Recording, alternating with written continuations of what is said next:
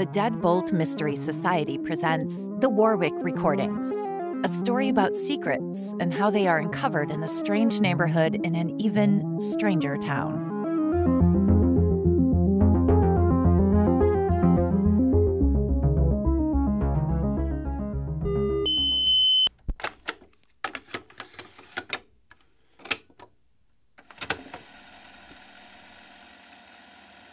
Hello again. This is Knox Carter recording Warwick tape number 2. I'm glad you're back. I was hoping you'd keep listening. Obviously, I must have said enough last time to make you want to know more about all of this. Good. You won't believe all the things I have to tell you. On the first tape, I told you about the journey that led me to move into a neighborhood called Warwick Court.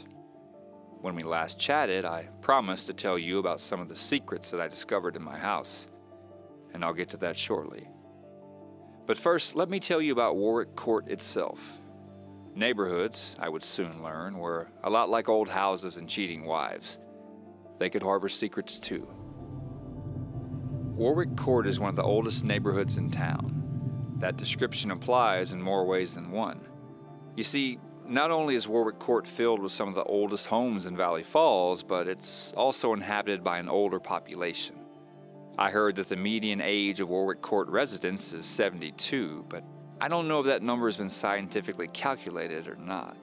I suspect it's more of a guess based on the fact that you can drive down any of the streets that make up Warwick Court without seeing a swing set, a bicycle, trampoline, basketball goal, or any of a dozen other things that would indicate the presence of children in any of the homes. What you will see in Warwick Court are vehicles with handicap tags, wheelchair ramps, immaculately tended lawns, medical alert signs posted on more than a few doors, bird feeders hanging from trees at every residence, and other signs that the neighborhood is filled with an aging population. It's not a dramatic thing, and certainly not something the casual observer would ever notice if driving through. Only when someone is deliberately looking would they spot the details and realize that no one below the age of 60 lives here. It was only after moving into Warwick Court that I really saw things for what they were. By then, of course, it was too late to do anything but live with the consequences of my rash decision. I never once thought to do any research into why the house was being sold or dig up any information on the previous owner. That's not normally the sort of thing you consider when buying a house. I bought the house at 84 Ramsey Street sight unseen. I had seen the pictures on the Realtor's website, of course, but I hadn't toured the location. Truth be told, I was hoping it had a lot of problems. Physical issues like faulty wiring, rotten wood, busted sheetrock, and the like were the sort of things I could remedy using my ingenuity and my own two hands.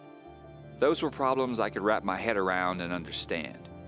Uncovering the root cause of a flooded basement is easy enough when you find the busted pipe and replace it. That's the kind of problem I wanted. Figuring out why you weren't good enough for your wife and why she felt she had to go elsewhere for affection was a much harder thing to determine. Those more elusive types of problems were the sort I wanted to avoid at all costs. I needed something I could fix and control and affect. The house on Ramsey Street had those sort of problems in droves. Although I didn't have to, I let my ex-wife have just about everything in the divorce. I didn't want the house, the furniture, or any of our stuff. All I wanted were those things that were just mine. My clothes, my computer, the money I kept in my special account, my guitars, my car, my tools, and my books. This made moving into the house on Ramsey Street a piece of cake. To begin with, I bought a new mattress and some bedding, a few things for the one bathroom that worked, and some building supplies. It only took me a few hours to officially settle in after I closed on the house and acquired the keys from the Realtor. Home sweet home it definitely was not, but it was mine. Although in the coming days I would feel imprisoned by the sheer amount of work I had ahead of me, in that moment, when I sat on the new mattress, it still had the plastic on it, and I took a deep breath of musty air that was probably saturated with mold spores, I felt free. For the first time since the divorce proceedings began. I felt like I had a chance to start fresh. Motivated by a life filled with new opportunities, I decided to start on a small project to mark my first day in my new place. Putting up a new mailbox seemed like an easy enough thing to do. It was also necessary, since the old one had been knocked over at some point and never replaced. I'd already submitted my change of address form with the post office, and I didn't want to miss any mail simply because I didn't have a box. I needed my royalty checks to come to the right place. Eager to get the first of many tasks completed, I grabbed a few tools in the mailbox and I headed out to the curb. The old mailbox post was still there, so I simply needed to attach the new mailbox to it. It was a simple 10-minute job that would seem like a monumental accomplishment after all that I'd been through this year. It should be noted that whenever I think a job will take 10 minutes, it usually translates into an hour at the very least. I always forget a tool or two, and then I have to spend half an hour searching for what I need to do the job. This was especially true since I had no idea where any of my tools were. Eventually, I located everything I needed to replace the mailbox, and I set about to finish the task. I was just about finished tightening the last bolt when a shadow passed over me. I looked up to see the radiant, smiling face of an older woman who must have been at least 70. She was extending a glass of lemonade to me. I jumped and said a curse word as her unexpected presence startled me. I followed that up by profusely apologizing for my language. The lady seemed oblivious to any of that. I'll recount our conversation as best I can. "Well, hello there, neighbor," the woman said. "I saw you out here and thought I'd come over and meet you. You look like you were thirsty, too. I haven't met anyone who could resist my lemonade. I squeeze it fresh." "That's very kind of you," I replied. "I'm a sucker for a cold glass of lemonade. Sorry again about my reaction." "Oh, don't you worry about that," she said. "I guess I did kind of sneak up on you, although that wasn't my intent. You just moved in, didn't you?" "Yes, ma'am. I just bought this house. I'm Knox Carter," I explained. "So nice to meet you. It's good to be welcomed to the neighborhood by a smiling face." "Oh, I'm just happy to have a neighbor again. I'm Virginia, by the way, Virginia Barker. I live in the house next door. I'm so glad somebody finally bought this house. It has sat empty far too long." "I have a lot of work to do on it," I admitted. "It's kind of a mess." "Oh, I'm not surprised," Virginia said. "The people who lived here before were kind of a mess too. If you think the outside of the house is bad, you should see the inside," I said with a laugh. "But I'm excited to tackle the project." "Is it just you?" Virginia asked. "Just me, I'm afraid," I answered. "Now I find that impossible to believe," Virginia said. "A good-looking young man like yourself should be having to beat the girls off with a stick. There's no girlfriend or anything?" "I'm divorced," I said. "No kids." "Oh, my stars, that's wonderful," she exclaimed. "Wait, I don't mean that in the way that it came out, dear. I just meant that I had the cutest niece I need to introduce you to." "Thanks," I said, "but I'm not sure I'm ready for that just yet. The divorce is still pretty fresh. That's the reason I moved out here. I needed a change of scenery." "Oh, of course," she replied. "I understand completely. But you seem like a nice enough young man, and those are hard to find these days. I worry about my Ellie. I want her to find someone nice. Times are scary out there. So many nut jobs running around. One is even killing young women. Did you hear about that murder across town last week where the girl was killed with a claw hammer? They said the killer left a poem behind. What kind of person would do something like that?" "Yes, it's terrible," I admitted. "The world has gone crazy. You never know what sort of sick people are out there." "No, you really don't, Mr. Carter," Virginia said. I worry about Ellie so much. Things are so much different than they were back in my day." "She's lucky to have you looking out for her," I responded. "Nonsense. It's what a good auntie does," Virginia assured me. "What do you do, Mr. Carter?" "Just call me Knox," I said. "Mr. isn't necessary. As for what I do, I'm a writer, novelist." "Like Patricia Cornwell?" Virginia asked. "Yes, but not nearly that successful," I explained. "I do okay, but instead of buying a summer house with my last royalty check, I bought a rundown death trap to renovate." "Well, this is just about the most interesting thing I've heard all day," Virginia said, pleased. "We have a local celebrity in our midst. I'm pleased as punch about that. Oh, please tell me you're a mystery writer. I just love those mysteries that feature the cat detective. Oh, they're so much fun to read." "No, ma'am, I haven't written a cat mystery. I said with a chuckle. But if my publisher wanted to give me an advance to write one, I'd put a cat in a trench coat so fast it would make your head spin. My novels have an element of mystery, but I would say most of them are thrillers. Suspense, mostly. Oh dear, that's wonderful, Virginia said. Our very own Stephen King. I'm sure your parents are so proud of you. They are, I confirmed. They've always been very supportive. They aren't always crazy about the topics I chose to write about, but they know that I'm good at what I do. So you've killed people before, I would assume, she asked with a deadpan voice. Beg pardon? I said. In your books, of course, Virginia said with a laugh. Oh, yes, quite a few times, actually, I said, laughing along with her. You'd be amazed how therapeutic it is when there's someone you want to take revenge on. It's so easy to do in the pages of a book. It's also completely legal. But don't worry, none of my characters have ever killed anyone with a claw hammer. Is there anyone you would like me to kill for you, Miss Barker? Oh, Mr. Carter, you're quite the card, Virginia said, patting me playfully on the arm. Maybe I shouldn't introduce you to Ellie after all. You might be a corrupting influence. You're not the first to say such a thing, Miss Barker, I admitted. My parents thought the same. Apparently, I convinced my younger brother to do a lot of things that got him into trouble. How do your parents feel about the divorce and their son being all alone? She asked. They're fine with it, I explained. My ex-wife cheated on me, so they think I'm better off without her. The solitude thing sort of goes with being a writer. I told them I needed the quiet to write my next novel. Do you mind me asking what the new novel is about? She asked. I only have a vague idea at this point, I admitted. I have a working title, that's about it at the moment. I'll probably write about a house with a lot of skeletons in the closet. I'll model it after this house I just bought and come up with some really deep, dark secrets to expose.